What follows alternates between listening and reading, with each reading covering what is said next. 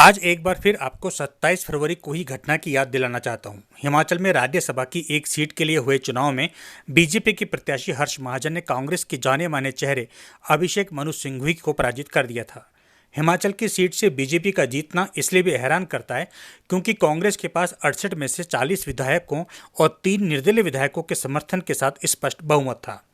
वहीं बीजेपी 25 विधायकों के कारण काफ़ी पीछे थी, लेकिन बीजेपी ने कांग्रेस के अभिषेक मनु सिंघवी के खिलाफ महाजन को मैदान में उतारकर मुकाबले को रोमांचक बना दिया था। इस वोटिंग के करीब कई घंटे बाद अचानक सीएम सुक्खू का बयान आता है कि कांग्रेस के 6 और 3 निर्दलीय विधायकों ने बीजेपी के पक्ष में मतदान किया। इस चुनाव में क्रॉस वोटिंग हुई है। बस फिर क्या था, हिमाचल की सियासत पर यहीं से घमासान शुरू हो गया था। जैसा कि आप सभी को मालूम है कि इस सियासी घमासान में कांग्रेस के इन 6 विधायकों पर बागी होने का ठप्पा लगा और इसके बाद कभी चंडीगढ़ तो कभी ऋषिकेश और अंत में पहुंची दिल्ली। वैसे इस गेम में इन सभी को जाना तो दिल्ली था, लेकिन गए वाया ऋषिकेश होते हुए। खैर, कुछ दिनों के बाद तमाम चिंतन मंथन होने के बाद विधानसभा के स्पीकर कुलदीप सिंह पठानिया की ओर से अयोग्य घोषित किए गए इन 6 विधायकों ने मोदी के परिवार में प्रवेश कर लिया था। अभी तक ये सभी हिमाचल कांग्रेस की ओर से किए जा रहे जुबानी हमलों को सुन रहे थे। जब ये सभी दिल्ली से शिमला पहुंचकर अपना ग्रैंड वेलकम करवाया और इसके बाद इन सभी पूर्व विधायकों ने कांग्रेस के जुबानी हमलों का जवाब देना शुरू किया। कभी सुधीर शर्मा तो कभी राजेंद्र राणा, कभी आईडी लखनपाल तो कभी देवेंद्र कुमार भुट्टो, बीच बीच में चैतन्य शर्मा भी बाजी मार लेते थे।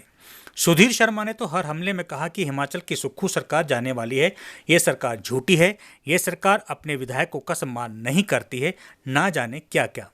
हमारे पास सभी वीडियो हैं, लेकिन फिर भी आपको इन वीडियो के कुछ अंश दिखा देते हैं। चीज़ों के लिए हमको लोगों ने चुन करके भेजा है, अगर वही नहीं कर पाएंगे तो विधायक बन के किसी पद को लेने का कोई औचित्य नहीं है। तो बिल्कुल देखिए, पिछला 1.5 साल हो गया है, उस 1.5 वर्ष में प्रदेश के अंदर ऐसी परिस्थितियां हैं, लोगों के काम नहीं हो रहे। जब यहाँ कुछ किसी को कहा जाता है तो उसकी सुनवाई नहीं होती। जब ऐसी स्थिति पैदा होती है तो ये मसला कोई 1 दिन का, 2 दिन का, हफ्ते का, 1 महीने का नहीं होता है।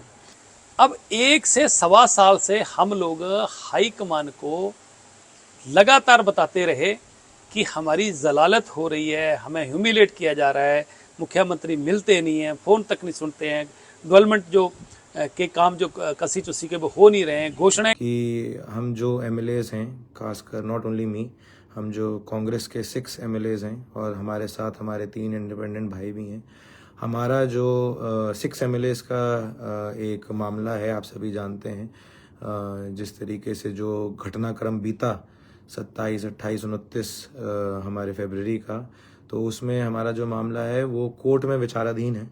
तो मैं जो भी बातें रखूंगा वो कोर्ट के मान सम्मान के अंतर्गत मान मर्यादा का ध्यान रखते हुए उसके आधार पे ही रखूंगा। क्योंकि प्रदेश में जब कांग्रेस पार्टी की सरकार आई तो आनंद फानन में पहला आदेश ये दिया गया कि कहां पर किस किस विभाग में विकास कार्यों के लिए पिछली सरकार द्वारा जो पैसा रखा गया था वो कहां कितना पैसा पड़ा है।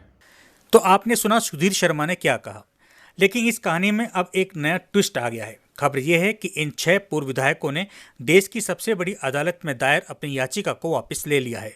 वैसे हमने पिछले वीडियो में आपको संकेत दे दिए थे और उप मुख्यमंत्री मुकेश अग्निहोत्री का वह बयान भी सुनवा दिया था।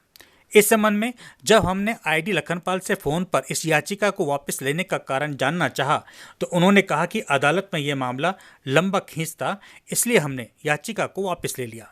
वैसे भी हम अब बीजेपी के टिकट पर चुनाव लड़ रहे हैं, इस याचिका को वापस लेना ही ठीक समझा। इस संबंध में उद्योग मंत्री हर्षवर्धन चौहान का कहना है कि 6 दागी विधायकों ने सुप्रीम कोर्ट से याचिका वापस लेकर अपने गुनाह को कबूल कर लिया है। अयोग्य घोषित होने के बाद दागियों ने विधानसभा स्पीकर के फैसले को सुप्रीम कोर्ट में चुनौती दी थी, लेकिन अब अदालत में दायर की गई अपनी याचिका को वापस ले लिया है। इससे जाहिर होता है कि स्पीकर ने नियमों के अनुसार सही फैसला किया था। इससे साफ होता है कि इन सभी पूर्व विधायकों को मालूम चल गया था कि वे कानूनी लड़ाई हार चुके हैं और कोर्ट का फैसला उनके खिलाफ ही आएगा। ऐसे में अब इन सभी अयोग्य घोषित किए गए पूर्व विधायकों को अपनी याचिका वापस लेने का कारण जनता की अदालत में बताना चाहिए। साथ ही जनता से माफ़ी भी मांगनी चाहिए, क्योंकि सुप्रीम कोर्ट से हारने के बाद अब ये मामला जनता की अदालत में आ गया है। इस पूरे मामले में आपकी क्या राय है, आप हमें अभी कमेंट्स करके ज़रूर बताएं।